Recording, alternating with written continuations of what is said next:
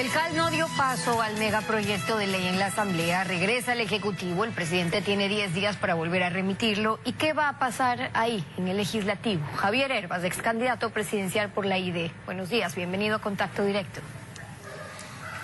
Muy buenos días, un gusto poder estar acá y un saludo atento a ti y a toda la audiencia. Buenos días también. ¿Quiénes votaron en contra para que no pase al Pleno a las comisiones? Guadalupe Llori, Darwin Pereira de Pachacutic, Ronnie Aliaga del Correísmo, Bella Jiménez antes de sus filas, me refiero de la Izquierda Democrática, ahora investigada por el Comité de Ética por las denuncias de gestión de cargos públicos, es decir, por cobrar por un puesto, y Johanna Moreira de la Izquierda Democrática.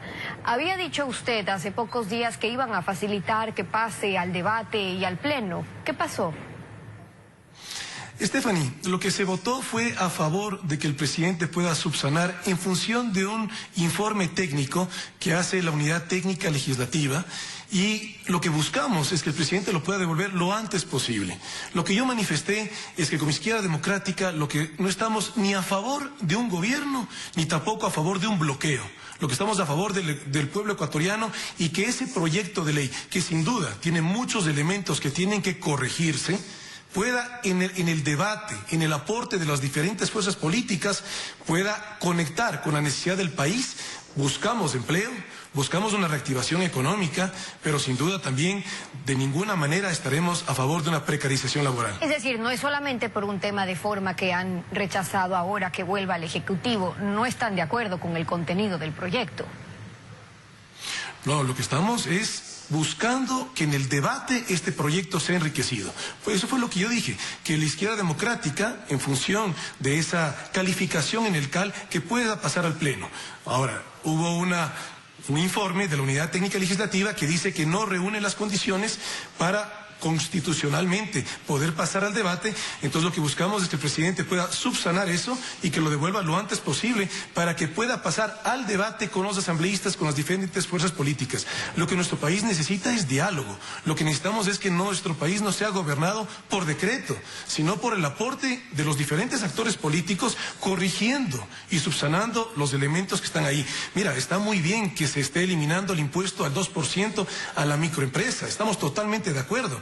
Pero no estamos de acuerdo que la base para el pagar este nuevo impuesto sea con ingresos de $2.000. Estás afectando una clase media. Hay que subir esa base. Ya vamos a hablar sobre eso, pero sobre lo que acaba de ocurrir. El CAL en efecto negó, argumentando con votos de la Izquierda Democrática que no están tratando solamente una materia, que no están cumpliendo con el requisito establecido en el 136 de la Constitución, el 56 de la Ley Orgánica de la Función Legislativa respecto a la unidad de la materia. Pero cuando quieren, dan todas las interpretaciones favorables, como ya se ha hecho antes para aprobar estas megaleyes. En 10 días, si no es un impedimento de forma, que es lo que han argumentado ahora, pero el contenido llega igual. En cuanto a las reformas laborales, flexibilización, por ejemplo, la Izquierda Democrática no va a apoyar igual. Mira, yo no soy un técnico legal. Yo lo que sí soy un ciudadano preocupado por recuperar institucionalidad en nuestro país, que le hemos perdido tanto estos últimos 14 años. De tal manera que desde el Parlamento, si la Unidad Técnica Legislativa dice que tiene que devolverse para subsanar eso, hay que respetar la institucionalidad. Lo que buscamos, sí, es reactivar al país y que tengamos en este diálogo y en este debate justamente la posibilidad de un código laboral que esté afín a las leyes ecuatorianas, afín a proteger a la clase media y a los trabajadores del país, pero también consecuente con el deseo de tener más empleo, más generación de empleo en el Ecuador. Ayer el presidente de la ID, en un comunicado, dijo que la Izquierda Democrática no iba a apoyar las reformas tributarias que afectan a la clase media o a personas con menos recursos. Usted ha dicho que la Izquierda Democrática no va a apoyar la precarización. Entonces, definamos contratos por hasta 4 años, como se lo está proponiendo, o eliminar la jubilación patronal. ¿Es precarizar?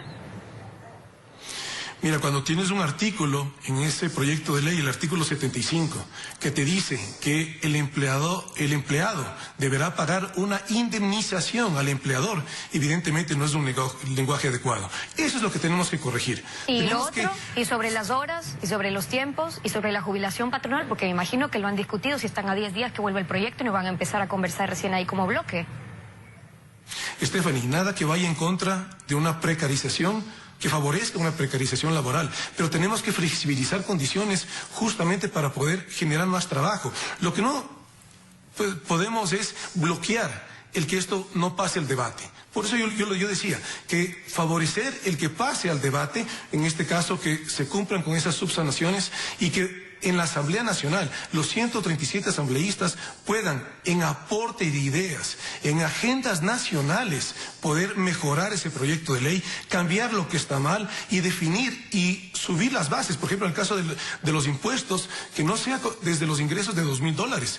Pasemos a valores en nuestro análisis económico, que el día de ayer tuvimos una reunión con los asambleístas a través del Instituto de Capacitación Política Manuel Córdoba Galarza, que nos hicieron un análisis económico. Y ahí lo que nos dicen es justamente que a partir de ingresos de $3.500 tenemos un segmento de la población que no sería afectado en términos de su consumo. Si tú le tocas, en este caso, mira, no solamente es el tema de impuestos, estás quitando los gastos deducibles que antes estaban alrededor de $12.000, ahora los llevas a 4.000. Eso es reducir capacidad de consumo. Si queremos activar economía, no podemos reducir consumo en nuestro país. Y por eso es importante diferenciar lo que para cada uno puede ser precarizar o no, para saber dónde es que no van a apoyar. En esos temas, por ejemplo, la flexibilización que el gobierno insiste va a provocar la contratación, nuevas plazas. Hay puntos en los que sí podrían ponerse de acuerdo para que no signifique precarizar, pero sí flexibilizar, que es distinto, aunque por las experiencias suena a mala palabra, pero es distinto. Y que los emprendedores, no solamente las grandes empresas de las que hablan, pero los emprendedores, las pymes, los pequeños negocios, no tengan miedo a contratar. Claro, mira, y aquí te puedo dejar parte de la propuesta que se está elaborando en Izquierda Democrática. Por ejemplo, que no hablemos de 2 códigos laborales, que hablemos de, en el caso de las micro y pequeñas empresas, y aquí te está hablando un emprendedor que conoce que el sector de la economía que tiene la virtud de una práctica inmediata reactivación es justamente la micro y la pequeña empresa, que hay que tengamos política pública. Por un lado, que es ese sector de la economía el que pueda contratar en estas condiciones que sean, si tú quieres llamarlas, más flexibles, pero no la gran industria. Todas las industrias tenemos rotación en nuestro personal y lo que no queremos es, por ejemplo, que pase en el país que quienes se roten en una empresa, luego el nuevo personal sea contratado con este diferente código de trabajo. O sea, que despidan a unos empleados porque están sanándose diciendo, oiga, es que no va a haber cómo despedir al mismo y volver a contratar al mismo porque se le va a cobrar una multa, entonces no lo van a hacer. Pero pueden despedir a una buena tanda y contratar, ahí sí bajo un nuevo régimen, a otros. Eso es lo que quisieran evitar. Mira, y aquí también quiero invitar a la reflexión a mis hermanas y hermanos ecuatorianos. Se está de alguna manera sembrando la idea de un código laboral esclavista. Mira, quienes hemos generado trabajo sabemos y conocemos lo que es la curva de aprendizaje, de tal manera que ese concepto de que un empresario despida a un trabajador, pues no tiene sentido, porque el que ya fue capacitado, el que ya está cumpliendo su labor, mal haría cualquier empresario, sería ilógico, sería irse en contra de los intereses de la empresa de despedir a ese trabajador. Yo lo que te hablo es que todas las empresas es normal tener un proceso de rotación del personal. Entonces, aquí lo que buscamos es más generación de trabajo. Y por eso es que estas condiciones nuevas, que las enfoquemos a las micro y las pequeñas empresas, a nueva actividad económica. No queremos que la actividad actual sea precarizada. Lo que queremos es fomentar nuevas plazas de trabajo. Ahora, no están de acuerdo tampoco con temas como el impuesto al patrimonio, que además es más severo con personas naturales frente a empresas que sí se basan en utilidades, aunque no diferencia pequeña o mucha utilidad, pero hay un tema de conceptos también por los que no están de acuerdo en gravar el patrimonio, la tierra. Mira, porque una realidad, la agricultura, que es una oportunidad postergada que tiene nuestro país, que lamentablemente no hemos podido tener en muchísimos años, política pública que pueda esta oportunidad pasar a que sea un crecimiento económico. En la agricultura tú tienes propiedades de alto valor, pero que el agricultor en este momento gran parte de los agricultores en una economía de subsistencia, están sobreviviendo, de tal manera que si le pones solamente al patrimonio, estarías afectando una actividad como es la agricultura. ¿Qué es lo que proponemos? Mira, tenemos 965 ecuatorianos, esta es la data del SRI, forman parte de los mayores grupos económicos en el Ecuador. con un patrimonio de alrededor de 43.500 millones de dólares.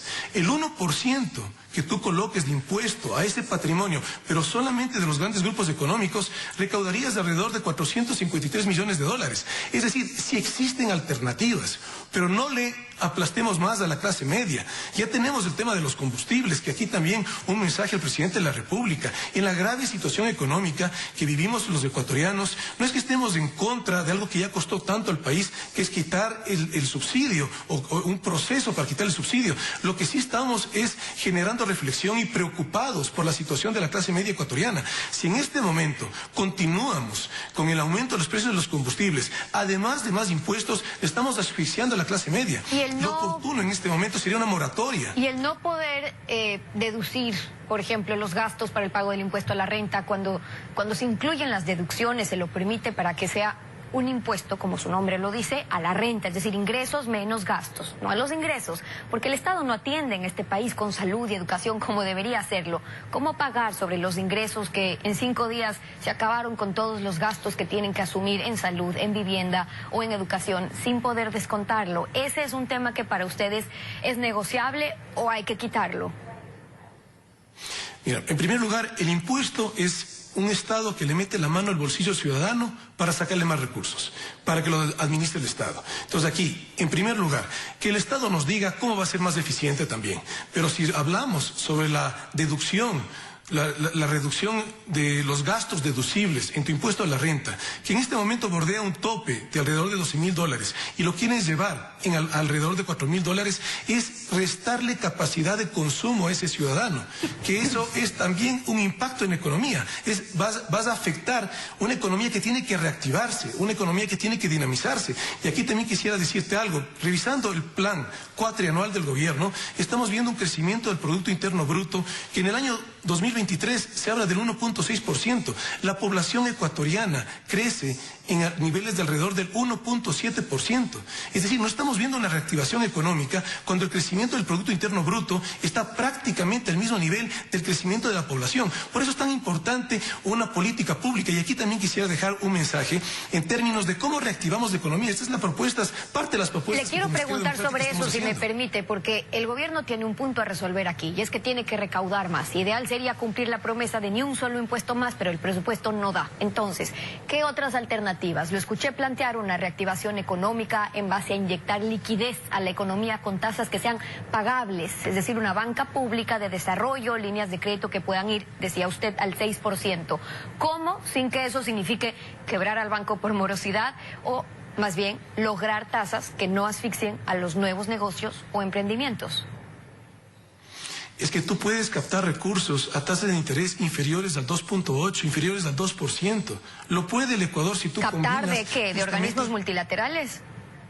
De organismos multilaterales con esa condición de tener una banca pública. El Banco del Pacífico es un banco privado que el dueño es el Estado ecuatoriano, somos todos nosotros.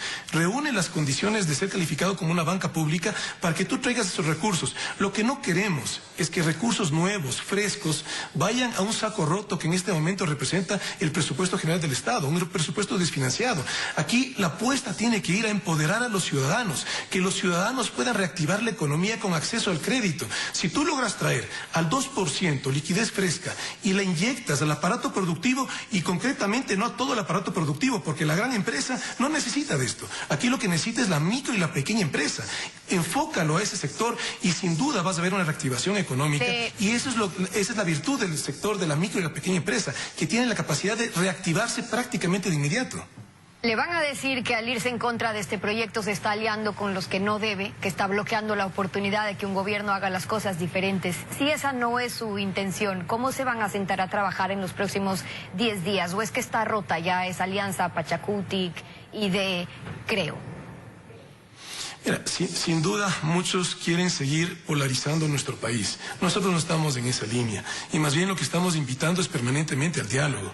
Aquí, tanto que lo invite desde el presidente de la República, que no nos diga que quienes estamos en contra de un proyecto de ley que él manda, eso no nos divide entre buenos y malos ecuatorianos. Aquí lo que buscamos es aportar al país. Tampoco que nos venga el otro segmento a decir que porque todo está mal, cauticemos y paralicemos al país. Aquí nuestro país lo que necesita es aportes. Nosotros lo mostramos en la segunda vuelta. Yo particularmente, de manera transparente, compartí con mis hermanas y hermanos ecuatorianos cómo yo ejercería mi derecho al voto, sin pedir nada a cambio. ¿No está rota la alianza entonces? Que queremos. Es que no se trata ni de romper alianzas, ni de estar en agendas particulares. Aquí lo que nos tiene que mover son los intereses nacionales, las agendas nacionales. Aquí no estamos pidiendo nada a cambio. Lo que estamos pidiendo es que haya diálogo para que el país no se siga polarizando. Y hasta hemos visto ataques, nos llaman la derecha democrática. Mira aquí la reflexión. Justamente los que nos llaman la derecha democrática son los que en su momento, cuando fueron gobierno, esa autodenominada izquierda, ¿qué fue lo que hizo? Nos quitó la posibilidad que los ecuatorianos podamos crear vacunas. Desmantelaron el Instituto Izquieta Pérez. Nuestro país hace año y medio no tenía la vacuna para nuestros infantes, la vacuna pentavalente. ¿Qué pasó en el tema petrolero? Cuando teníamos pozos petroleros que nos manejaba el Estado, funcionando, los dieron a la empresa privada. Una empresa aerolínea estatal que era rentable, nos la quebraron cuando la politizaron. Y así te puedo ir de largo. La política actual de la Junta Bancaria, las tasas de interés al microcrédito, no lo hizo nada el anterior gobierno. Eso quedó del anterior al anterior, donde economía dolarizada tenemos tasas de interés aprobadas para el microcrédito del 28.3%. En las respuestas de Javier Hervas, ex candidato presidencial por la Izquierda Democrática, acompañándonos hoy en Contacto Directo. Muchas gracias por haber estado con nosotros. Stephanie, muy buenos días, muchas gracias. Buenos días, 7:13. Vamos a una pausa y cuando regresemos